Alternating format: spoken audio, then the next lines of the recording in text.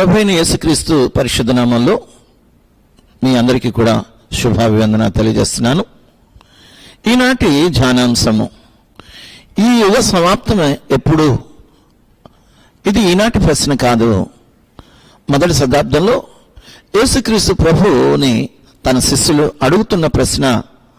మత్తయి సువార్త 24వ అధ్యాయం 3వ వచనంలో మనము దానిని గమనించవచ్చు.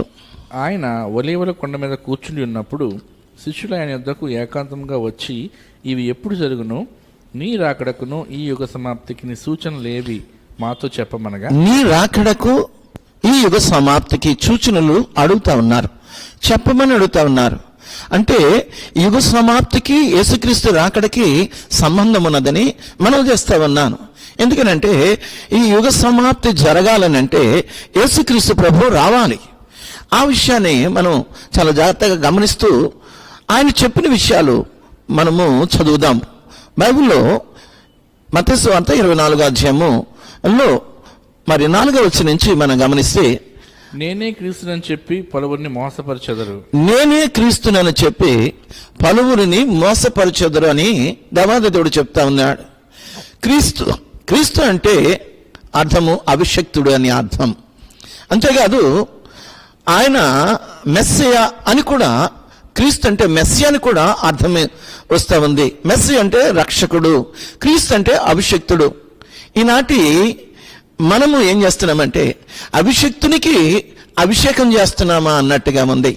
దేవుడేమో అభిషేకింపబడి వచ్చాడు, ఆయన ఒక కార్యం నిమిత్తం వచ్చాడు. కానీ మనం ఏం చేస్తున్నామంటే దేవుడు అనుకునే వారికి క్షీరాభిషేకం చేస్తున్నాము, లేదనంటే తైలాభిషేకం చేస్తున్నాము, పుష్పాభిషేకం చేస్తున్నాము. మనము దేవునికి చేయడం కాదు, దేవుడు ఆయన క్రీస్తు అయి ఉన్నాడు, ఆయన అభిషక్తుడై ఉన్నాడని మనం చేస్తున్నాను. రెండవ మాట చదువుదాము. మీరు యుద్ధములను గూర్చి యుద్ధ సమాచారములను గూర్చి వినబోదురు. మీరు యుద్ధం కోసము యుద్ధ సమాచారాలు మీకు వినబడతాయి. ఎన్ని యుద్ధాలు జరగలేదు? మొదటి ప్రపంచ యుద్ధము 1914 నుంచి 1918 వరకు జరిగింది. అనేక లక్షల కోట్ల మంది హతులయ్యారు, నశించిపోయారు. 1939 నుంచి 1945 సంవత్సరం వరకు కూడా రెండో ప్రపంచ యుద్ధం జరిగింది. హిట్లరు దానిని మొదలుపెట్టాడు. అయితే చైనాకును జపాన్కి మధ్యలో ఇది మొట్టమొదటి ప్రారంభమైంది. తర్వాత జర్మను హిట్లరు దీనిని కొనసాగించాడు. 1939వ సంవత్సరం నుంచి 1945వ సంవత్సరం దాకా జరుగుతూనే వచ్చింది. మరి రెండో ప్రపంచ యుద్ధం జరిగినా సరే అంతము రాలేదు, అనేక మంది చనిపోయారు. సరే, మూడవ మాట చదువుదాం. జనము మీదకి జనమును, రాజ్యం మీదకి రాజ్యమును లేచును. జనము మీదకి జనం అంట, రాజ్యం మీదకి రాజ్యము లేస్తుంది. అయినా అంతమప్పుడే రాదని దేవాది దేవుడు తెలియజేస్తూ ఉన్నాడు. ఇరాను ఇరాక్ ఎన్ని సంవత్సరాలు యుద్ధం జరిగింది, వాళ్ళ మధ్యలో ఎంత నష్టం జరిగింది, ఎన్నో యుద్ధాలు జరిగినాయి, అలాగే చెప్పుకుంటూ పోతే. కానీ దేవాది దేవుడు ఆయన సూచనలుగా ఇచ్చాడు, కానీ అంతేగాని ఆయన వస్తాడు ఇప్పుడు వస్తాడు అని చెప్పలేదు. అది ఎప్పుడు వస్తాడో ఎలాగొస్తాడో ఆ విషయాన్ని తర్వాత చెప్తాను. మొదట మనము ఆయన శిష్యులు చెప్పిన మాట సూచనలు ఏంటో చూద్దాం. 4వ విషయాన్ని చూద్దాం. అక్కడక్కడ కరువులను భూకంపములను కలుగును, ఇవన్నీ వేదనలకు ప్రారంభము. అక్కడక్కడ భూకంపాలు కలుగుతాయట, అలాగే కరువు కలుగుతుందంట. సోమాలయంలో కరువు వచ్చింది, అనేక మంది ఆహారం లేకుండా చనిపోయారు. భూకంపాలు జపాన్లో ఎప్పుడు చూసినా భూకంపాలే. ఇండియాలో చాలాసార్లు వచ్చినాయి. ప్రియమైన దేవుని బిడ్డలారా, ఇది వేదనలకు చూచినాయి. కానీ దేవాది దేవుడు అదిగో వచ్చేస్తున్నాడు. మొట్టమొదటి ప్రపంచ యుద్ధం జరిగినప్పుడు వచ్చేస్తాడు అనుకున్నారు, రెండో ప్రపంచ యుద్ధం జరిగినప్పుడు వచ్చేస్తాడు అని అనుకున్నారు, కానీ రాలేదు. అయితే 4వ విషయాన్ని చదివాము. 5వ విషయానికి వద్దాము. దేవుడు ఏమంటున్నాడు చూద్దాం. నన్ను నమ్మిన మిమ్మును శ్రమల పాలు చేసి చంపెదరు. నన్ను నమ్మిన మిమ్మలను శ్రమల పాలు చేసి చంపెదరు. అవునండి, యేసుక్రీస్తు కాలం నుండి ఇప్పటి వరకు కూడా క్రీస్తు యొక్క శిష్యులను లేకపోతే విశ్వాసులను చంపుతూనే వచ్చారు, శ్రమల పాలు చేసి చంపుతూనే వచ్చారు. గ్రాహం స్టెయిన్ అనే తనని ఏమీ చేయలేదు. లెప్రసీ వాళ్ళకి ఆయన ట్రీట్మెంట్ చేస్తూ ఉన్నాడు. అడవుల్లో మరి అనాగరికులుగా ఉన్న వారి మధ్యలో సంస్కారాన్ని నేర్పిస్తున్నాడు, చదువుని నేర్పిస్తున్నాడు. ఒకనాడు తను తన 2 కుమారులు వారి జీపులో వస్తున్నారు. వారి విశ్రాంతి తీసుకుంటా ఉంటే వారిని పెట్రోల్ వేసి తగలబెట్టి సజీవంగా వారిని సమాధి చేశారు, కాల్చివేశారు. ఏం చేశారని దావీదు దేవుడు అంటున్నాడు, నన్ను నమ్మిన మిమ్మలను శ్రమల పాలు చేసి మిమ్మల్ని చంపుతారు అని ఉన్నది. అది జరగాలి, ఇప్పటికి కూడా జరుగుతూనే ఉన్నది, జరగనివ్వండి. కానీ ప్రభు అప్పుడే రాడని మనం చేస్తా ఉన్నాను. 6వ విషయాన్ని గమనిద్దాం. అనేకులైన అబద్ధ ప్రవక్తలు వచ్చి పలువురిని మోసపరిచెదరు. అనేకమైన అబద్ధ ప్రవక్తలు వచ్చి అనేకులను మోసం చేస్తున్నారు. మనం చూస్తున్నాము. మన భారతదేశంలో అనేక మంది వచ్చారు, మోసపోతూనే ఉన్నారు. కొత్త వాళ్ళు పుట్టుకొస్తూనే ఉన్నారు. వాళ్ళందరూ కూడా మోసపుచ్చేవాళ్లే కానీ మరేమీ కాదు. అయినా సరే ఇది సూచనలు అంటున్నాడు కానీ దేవుడు అప్పుడే రాడు, యేసయ్య రాకడప్పుడే కాదని మనం చేస్తా ఉన్నాను. చదువుదాం. అక్రమము విస్తరించుడు చేత అనేకుడు ప్రేమ చల్లారును. అక్రమము విస్తరించింది, అన్యాయము ప్రబలిపోయింది, ప్రేమ చల్లారిపోయింది. ఒక తల్లంట 10 మంది పిల్లల్ని కంటే ఆ 10 మంది పిల్లల్ని కూడా ఆ తల్లి పెంచుతుంది, పెద్ద చేస్తుంది, విద్యాబుద్ధులు నేర్పిస్తుంది, ఒక ప్రయోజకులు చేస్తుంది. కానీ ఆ 10 మంది పిల్లలు కూడా ఎదిగిన తర్వాత ఒక తల్లిని పోషించడానికి వారు చాలా శ్రమ పడిపోతారు. ఎందుకనంటే ప్రేమ లేదు. ప్రేమ లేని ఈ రోజుల్లో 10 మందిని కన్న తల్లి 10 మందిని పెంచితే 10 మంది కలిపి ఒక తల్లిని పెంచలేకపోతున్నారు, వీధిలో వదిలేస్తున్నారు, అడుక్కుని తినే పరిస్థితి మనం చూస్తూనే ఉన్నాము. ప్రేమలు చల్లారిపోతున్నాయి. ఇవి జరుగుతున్నాయి, ఇవి జరగాలి, జరగనివ్వండి. ప్రభు ఎప్పుడు వస్తారో నేను చెప్తాను. ఖచ్చితంగా మీరు నేర్చుకోవాల్సిన ఈ యుగ సమాప్తి అన్నది మీకు నేర్పి లేకపోతే మీకు తెలియజేసి నేను ముందుకు వెళ్తానని మనం చేస్తా ఉన్నాను. తర్వాత విషయాన్ని చదువుదాం. దేవుని రాజ్య సువార్త సకల జనులకు సాక్షార్థమై లోకమందంతటా ప్రకటింపబడును. అటు తర్వాత అంతము వస్తుంది అని అంటాడు. సువార్త ప్రకటింపబడాలి. విరివిగా ఈరోజు సువార్త ప్రకటిస్తున్నారు క్రైస్తవ సమాజము. దేవుని నమ్ముకున్న వాళ్ళు, యేసుని నమ్ముకున్న వాళ్ళు. అవునండి, బైబిలే అది నల్లట్టే. ఆ నల్ల అట్ట పుస్తకం అంటున్నాడు. ఎవరో అన్నారంట, బైబిల్ అని అంటలేదు. ఏమంటున్నారు తెలుసా? అది పరిశుద్ధ గ్రంథం అండి, నల్లట్టే. నల్లట్ట మీద గోల్డ్ కలర్ లెటర్స్ తో ఉన్న ఆ లెటర్స్ మీకు కనబట్టలేదా? అది పరిశుద్ధ గ్రంథము. ఒక ఆయన ఉరిశిక్ష వేయబడ్డాడు. ఇక కొన్ని రోజుల్లో ఆయన ఉరి తీయబడతాడు. పాస్టర్ గారు వెళ్ళి ఆయనకి యేసుక్రీస్తుని గురించిన మాటలు చెప్తా ఉన్నాడు. ఆయన అన్నాడు, ఈ బైబిల్లో ఉన్న మాటలు ఎప్పుడు చెప్తావు? అయితే ఈ బైబిల్ నేను చదవడానికి కొద్ది రోజులే నాకు సమయం ఉంది, అందుని బట్టి ఈ బైబిల్ కోసము 4 మాటలు చెప్పు అని అన్నాడు. అయితే ఆయన అంటాడు, 4 పేపర్లతో కూడుకున్నది ఈ బైబిల్ గ్రంథం అని ఆ పాస్టర్ గారు చెప్తున్నారు. జ్ఞాపకం చేసుకో. మొదటి పేపరు బ్లాక్ కలర్, అది నల్ల కాగితము. 2వ కాగితము ఎర్రని కాగితము. 3వ కాగితము అది తెలుపు రంగు. 4వ పేపరు అది బంగారపు రంగులో ఉంది. ఈ నలుపు పేపర్ దేనికి సాదృశ్యంగా ఉందంటే మన పాపాలకు సాదృశ్యంగా ఉంది.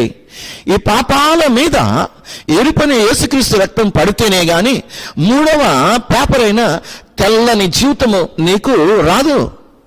ఆ తెలుపు అయిన ఆ జీవితంలో నీవు గాని దేవుని కొరకు జీవించినట్లయితే నీకు 4వ పేపర్ అయిన ఆ బంగారపు జీవితము అదిగో పరలోకంలో ఉంచాడు. ఆ వీధులు బంగారపు వీధులు, అక్కడున్నది నీ కొరకు బంగారు సింహాసనాన్ని వేసాడు. ఇది నల్లట్టే, నేను కాదంట్లా.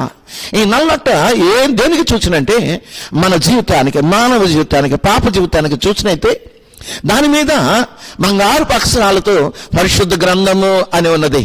4 పేజీలు గుర్తుపెట్టుకో. ఒకవేళ ఈరోజే నీ జీవితము అంతా మరి నల్లని మరి పాపభూయిష్టమైన నీ జీవితం అయితే నా యేసుక్రీస్తునే ఎర్రని రక్తము నీ మీద ప్రోక్షించడానికి నువ్వు అనుమతి ఇయ్యి. అప్పుడు 3వ పేపరు తెల్లని పేపర్ లాగా నీ జీవితం మారుతుంది.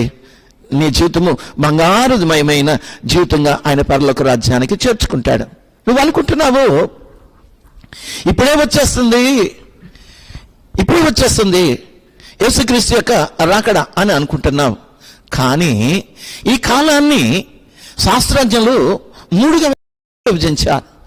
మొదటిది ఏమన్నట్టాడంటే స్టోన్ ఏజ్ అన్నాడు, రెండోది బ్రాంజ్ ఏజ్ అన్నాడు, మూడోది ఐరన్ ఏజ్ అని అన్నాడు.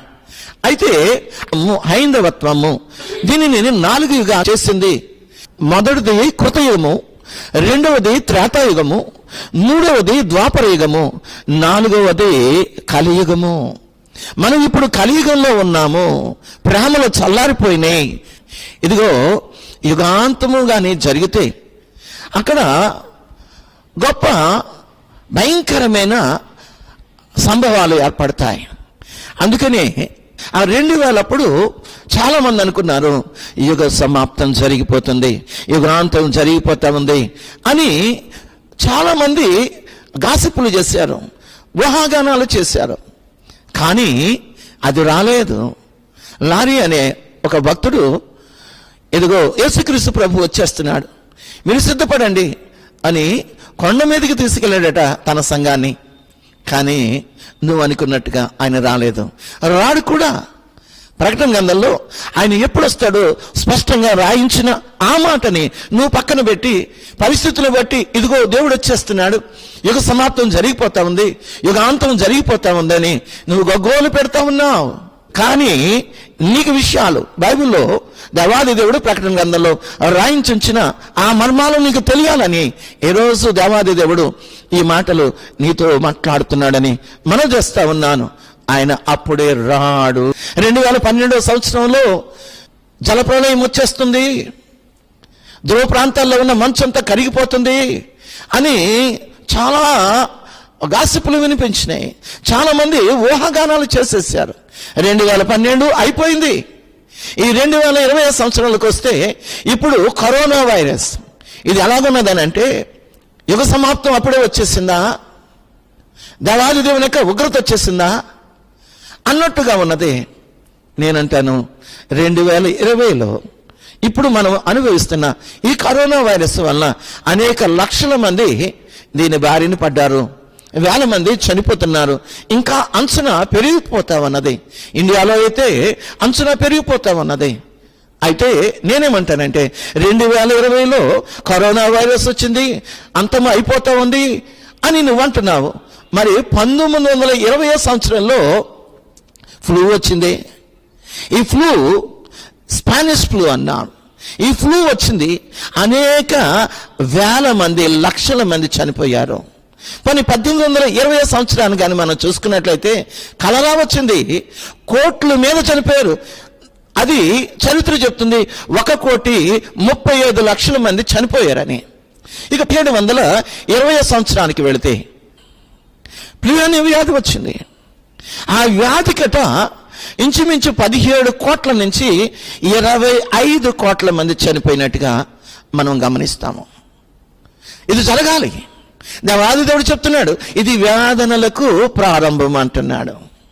అంతం ఎప్పుడు వస్తుంది అని నువ్వు అడిగితే నేనేమంటానంటే అంతము వస్తుంది అని నీకు ఒక సూచన చూపిస్తాను. ఆ సూచన నీకు తెలియజేస్తున్నాను. ఆ సూచన ఏంటంటే 3వ ప్రపంచ యుద్ధము జరగబోతుంది. అది జరిగి తీరాలి. ఎందుకంటే యేసుకేలు గ్రంథంలో 3వ ప్రపంచ యుద్ధం కోసము రాయించాడు. ఎవరితో ఎవరికి అనంటే తన ప్రజలైన ఇజ్రాయేలుల మీదకి రష్యా వాళ్ళు వస్తున్నారు, ఇరాన్ వాళ్ళు వస్తున్నారు, ఆఫ్రికా వాళ్ళు వస్తున్నారు, లిబియా వాళ్ళు వస్తున్నారు, జర్మనీ వాళ్ళు వస్తున్నారు, జర్మనీ ఇరుగు పొరుగు దేశాలు వస్తున్నాయి. ఆ యుద్ధము దేవాది దేవుడు ఇజ్రాయేల్ తరపున చేస్తాడు. ఇజ్రాయేల్ తరపున చేసి దేశాన్ని అంతటినీ నాశనం చేసే పరిస్థితి ఏర్పడిపోయింది. అప్పుడు అగ్రరాజ్యమైన అమెరికా కూడా నాశనం అయిపోయే పరిస్థితి ఏర్పడిపోయింది. అందుకోసమని 3వ ప్రపంచ యుద్ధము జరిగి తీరాలి. ఎందుకంటే ఆయన ప్రవచనాలు నెరవేరుతున్నాయి. ఆ ప్రవచనం నెరవేరాలి. యెహెజ్కేలు గ్రంథంలో ఆ మాటలు ఉన్నాయని మనం చేస్తా ఉన్నాను. దానికోసం తర్వాత చెప్తాను. అయితే అదొకటే సూచన అంటే కాదు. ఆ తర్వాత ప్రపంచమంతా ఏకమై క్రీస్తు విరోధికి అధికారాన్ని అప్పగిస్తే, క్రీస్తు విరోధి తన ముద్ర అయిన 666 ఆ సంఖ్యను ప్రతి మనిషిని నొసటి మీద కానీ కుడి చేతి మీద కానీ వెయ్యాలి, వేస్తారు, బలవంతం చేస్తారు. వేసుకోకపోతే క్రయ విక్రయాలకి అధికారం లేదు. అంతేకాదు, ఇప్పుడు యెరూషలేము దేవాలయం కడుతున్నారు. అక్కడ బలులు నైవేద్యాలు అర్పిస్తారు. దేవుడు వచ్చేస్తున్నాడు అని అంటున్నారు. అది కట్టాలి. యెరూషలేము దేవాలయం తిరిగి కట్టాలి. ఆ దేవాలయంలో వాళ్ళు చేస్తున్న ఆ బలిని నైవేద్యాన్ని ఆపు చేసి, నేనే దేవుడను, నన్ను పూజించండి అని యెరూషలేము దేవాలయంలో క్రీస్తు విరోధి కూర్చోవాలి. అప్పుడు వస్తాడు యేసుక్రీస్తు ప్రభు మధ్యాకాశానికి తన సంఘాన్ని తీసుకుని వెళ్ళడానికి. ఇశ్రాయేలీయులు యేసుక్రీస్తుని ఇంకా అంగీకరించలేదు కాబట్టి ఇశ్రాయేలీయులు అరణ్యానికి వెళ్ళాలి. అక్కడ 3.5 సంవత్సరాలు దేవాది దేవుడు వారిని అరణ్యములో పోషిస్తాడు. ఇక్కడ 3.5 సంవత్సరాలు శ్రమ, మహాశ్రమ. ఈ మహాశ్రమలలో సంఘం ఉండకుండా దేవాది దేవుడు మధ్యాకాశానికి తీసుకెళ్తున్నాడు. సంఘానికి విందు అక్కడ ఏర్పాటు చేస్తా ఉన్నాడు.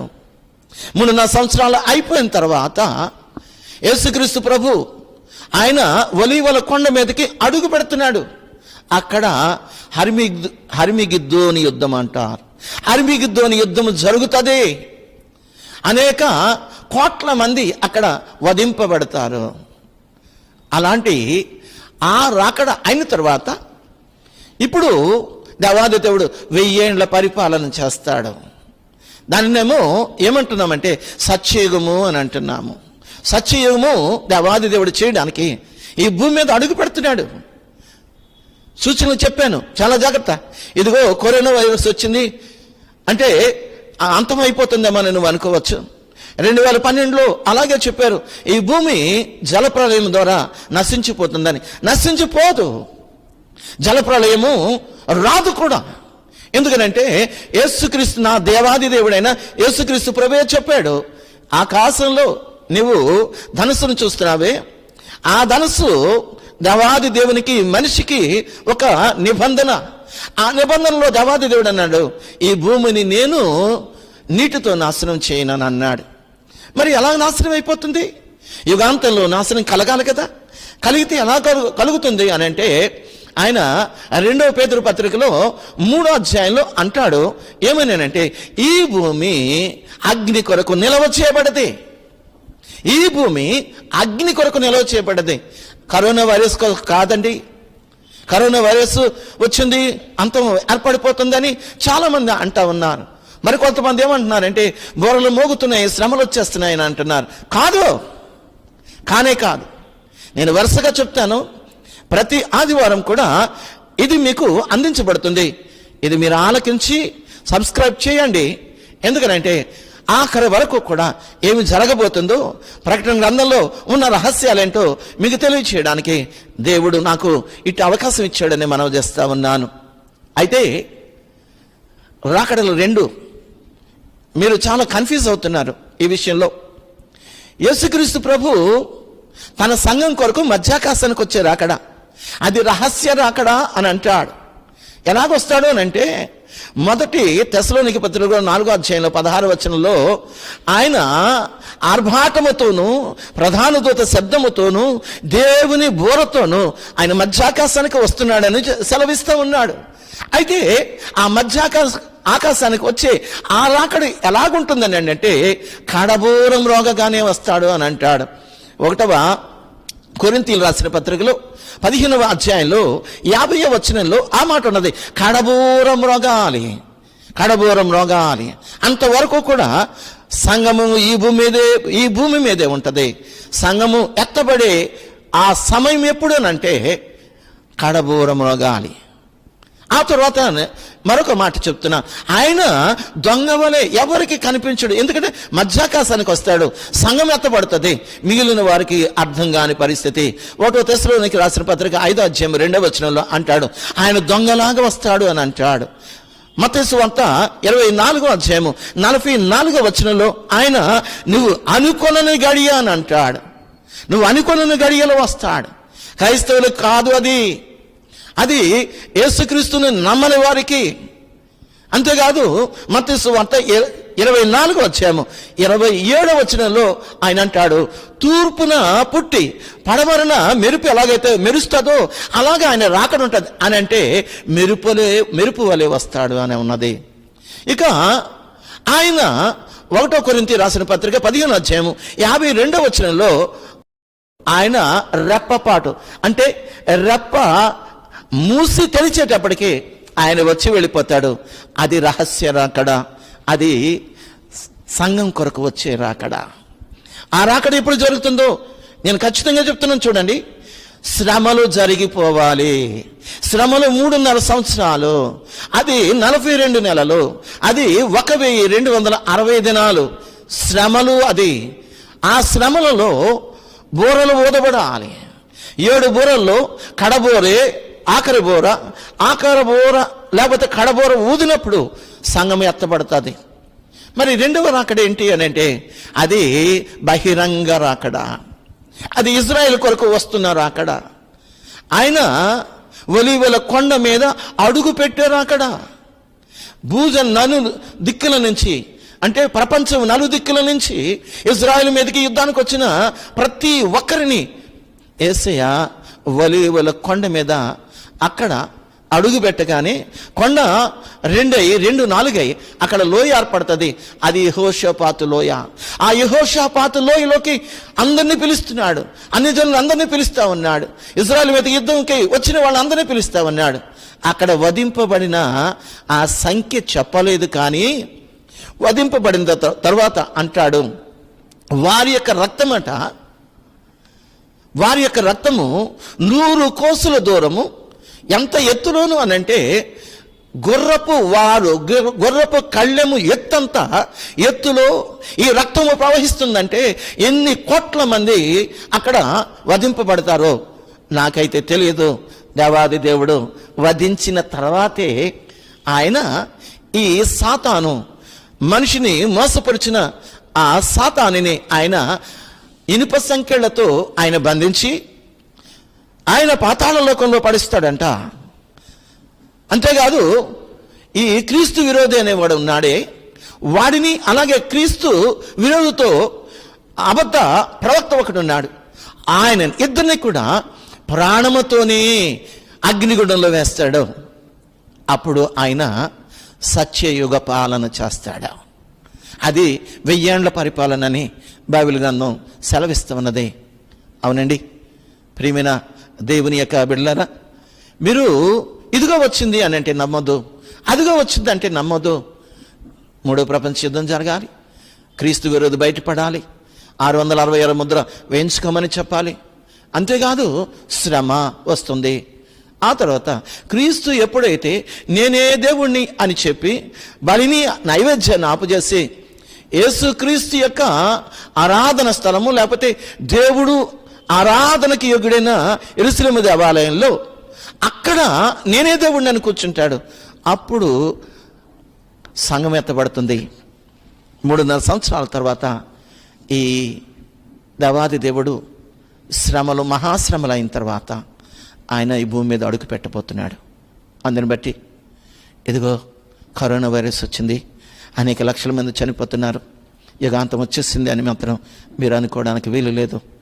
తరువాత అసలు దేవాది దేవుడు ఈ ప్రకటన గ్రంథము ఎవరి చేత రాయించాడు అని అంటే తన శిష్యుడైన యోహాను చేత రాయించాడు.